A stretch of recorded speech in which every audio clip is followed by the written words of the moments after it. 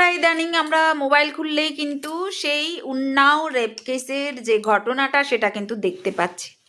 এখানে দেখুন, যে পীড়িত ব্যক্তি মানে যে এমএলএ কে এভাবে রেপ কেসের জন্য জেলে রাখা হয়েছে, তার মেয়ে কি বলছে একটুখানি ধৈর্য ধরে শুনুন। অনেক তো পীড়িতার গল্প শুনলেন, এবার এনার গল্পটা একটুখানি শুনুন।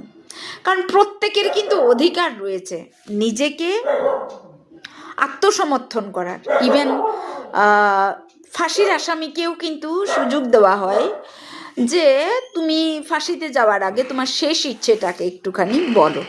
তো এখানে দেখুন, हम भी दो बेटियां हैं, 8 साल से ड्यू प्रोसेस, मतलब हम कभी धरना देने नहीं बैठे, हम कुछ नहीं किया, हम ड्यू प्रोसेस पे विश्वास रखते हैं और आज भी हमें पूरा विश्वास है कि अंत में, क्योंकि हमारा केस इतना स्ट्रांग है, अंत में हमारी जीत होगी। लेकिन 8 साल हो गए, मैं आपसे हाथ जोड़ के विनती करती हूँ कि प्लीज एक बार मेरिट्स पे हमारा केस सुन लिया जाए। हम कोई दरिंदे नहीं है, हम भी नॉर्मल परिवार हैं और वो हमें कुछ भी पावरफुल बोल ले या कुछ भी कह ले, असल बात तो यही है ना कि 8 साल से इतने सबूत होने के बावजूद वो जेल में बंद है क्योंकि एक बार आपने ऐसा झूठा इल्जाम उन पे लगा दिया।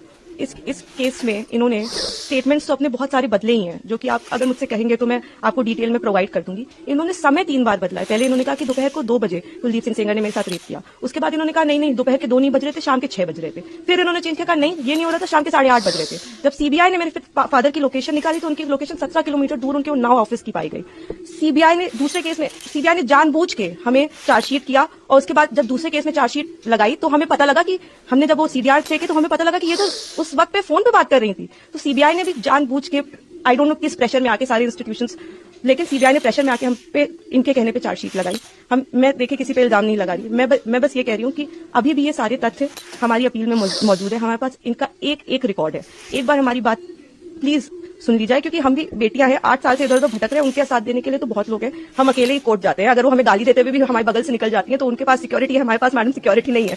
वो गाली भी देती है तो भी सब कहते हैं कि तुम्हें अपने पापा को निकालना है ना बेटा, तो सीधे देखती रहो, गाली खाती रहो, लेकिन तुम्हें जवाब नहीं देना है। हमने आज तक किसी को जवाब नहीं दिया, यही सोचते हुए, क्योंकि हम प्रोसेस में कि हम हर चीज सही ढंग से करेंगे, हम किसी ऐसे वैसे लोगों के पास नहीं जाएंगे, तो कहीं ना कहीं इतने सबूत है इसमें कि हमें जीत मिलेगी।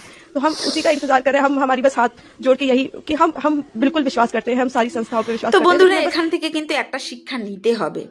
আমাদের সমাজে বহু মেয়ে আছে, তাদের স্বার্থের জন্য ছেলেদেরকে কিন্তু ভীষণ বাজেভাবে ইউজ করে। তো এখানে আমাদের ভারতীয় সংবিধান বলুন, ভারতীয় আইন কানুন বলুন, এই রকমভাবে সিস্টেমেটিক্যালি এটাকে সাজানো রয়েছে। বলা হয়েছে হাজারো গুনেগার মানে অপরাধী শাস্তি পাক, কিন্তু একজন নির্দোষও যাতে শাস্তি না পায়। তো এখানে দেখুন, আমার বাড়িতেও কিন্তু